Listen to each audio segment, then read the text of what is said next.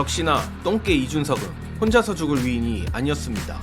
한국에 귀국한 이준석이 윤석열의 추가 공천 개입 정황을 폭로하며 용산을 향해 경고를 날렸습니다. 이준석도 자신의 비참한 최후를 예측했는지 살이 많이 빠졌습니다. 이준석은 오늘 해외 출장 귀국 후 인천국제공항에서 기자들을 만나 그간 자신이 한국에 없을 때 터진 일들에 대해 입장을 밝혔습니다. 일단 거칠게 요약하면 여전히 이준석은 용산과 딜을 하면 자신은 이 판에서 유유히 살아나갈 수 있을 것이라 생각하는 모양인지 자신에게 문제가 될 만한 내용들에 대해선 모두 부인을 하고 용산을 향해선 자폭을 암시했는데 과연 이준석이 살아나갈 수 있을지는 모르겠습니다.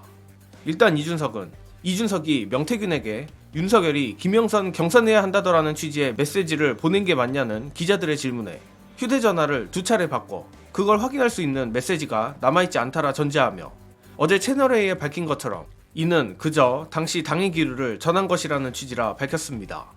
다만 오늘 이준석의 가장 의미심장한 폭로는 따로 있는데 이준석은 기자들에게 지방선거를 앞두고 어느 도당위원장이 이준석이 말을 안 듣는다고 대통령에게 읍소해서 대통령이 저에게 특정시장 공천을 어떻게 해달라고 하신 적도 있고 서울의 어떤 구청장 공천은 지금 있는 사람들이 경쟁력이 없으니 누군가 다른 사람에게 공천을 주는 게 좋지 않냐 말씀하신 적도 있다라며 검찰이 그런 부분까지 궁금해할지 모르겠지만 혹시라도 검찰에서 확인이 필요한 부분이 있어서 조사하겠다고 하면 당연히 이미 나와 있는 것보다 더 확실한 것을 얘기해줄 의향이 있다라는 폭탄 발언을 했습니다.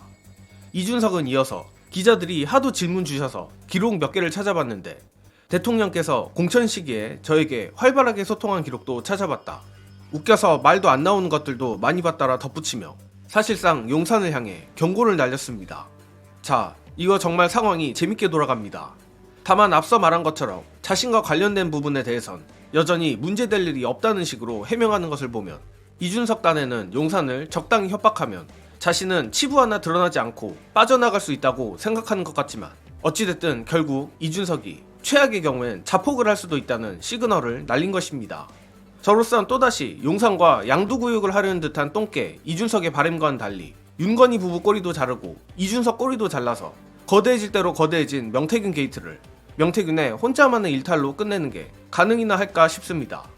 게다가 어쨌든 검찰의 조사가 시작되면 정치검찰들이 사건을 이상하게 비틀어 이준석의 자폭과 무관하게 독박을 씌우는 시나리오도 아직 유효하기 때문에 이준석이 이제라도 정신을 차려야 할 것 같은데 관련해서 저로선 기대가 없지만 이준석이 그나마 살아나갈 수 있는 길 보시고 오겠습니다. 제 짐작입니다만 이준석이 통로를 가르쳐 줬을 수 있어요. 명태균한테 그렇죠. 김건희 찔러라 또는 뭐 지방선거 때도 김진태라든가 이런 사람들하고 친분관계가 있는 사람들한테 윤석열한테 장신 100년 가서 아부야봐야 안 된다. 김건희한테 가야 된다. 통로를 가르쳐 줬을 수 있어요. 그러나 이 과정이 이준석이 법률적 문제는 없어. 제가 이 이야기를 하는 건 뭐냐면 이준석 보고 법률적 문제가 있는 사람에 대해서 실토하라고 이야기를 하는 거예요. 맞아요. 실토를 해야 돼요. 감추고 있으면 이준석은 정치적으로 아웃이에요. 맞아요. 사실 이 일에 저도 이제 굉장히 실망해갖고 명태균과 원래 엮인 걸 이준석 보면서 의원을 좋아하시지 않았나요? 많이 좋아했고 응원했죠. 보수가 이런 좀 젊은 사람으로 재개편이 돼야 된다 하는 입장에서 참 응원을 하다가 야 이거 구태도 이런 구태가 없네 해갖고 이제 마음을 확 돌리게 된 게 이제 몇 달 안 돼요. 그래요. 근데 그럼에도 불구하고 이준석은 평생을 여기서 한국에서 정치를 하고 싶어 해. 그러면 죽어서 사는 길도 한 번은 알아야지. 선배 맞아요. 김영삼 같은 사람, 그렇죠. 김대중 사람 죽어서 사는 길이 지금은 딱 하나야. 논평 달지 말고 변명하지 말고 자료를 꺼내서 그렇죠. 국민들께 고해를 해야만 돼요. 그래야 용서를 받기도 받고 옹호자도 생기는 것이지. 이렇게 빠져나가면 이제 안철수처럼 되고 뭐 그 사이에 이상했던 사람들 그 중에 하나밖에 안 뭐야 되는 거거든. 의문의 일패 안철수 의원은 또 갑자기? 윤석열 부부의 공천 개입이 사실로 드러난다 하더라도 결국 당시 당대표 이준석도 책임에서는 자유로울 수 없습니다.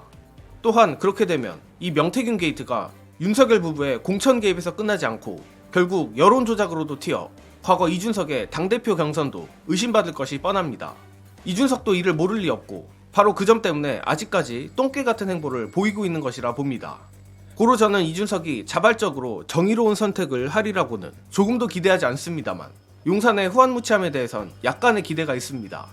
앞서도 말했지만 명태균 게이트를 단순한 명태균의 일탈로 끝내기엔 판이 너무 커졌고 분명 거물 하나는 같이 엮어야 하는데 그것이 이준석 아니냐는 것입니다.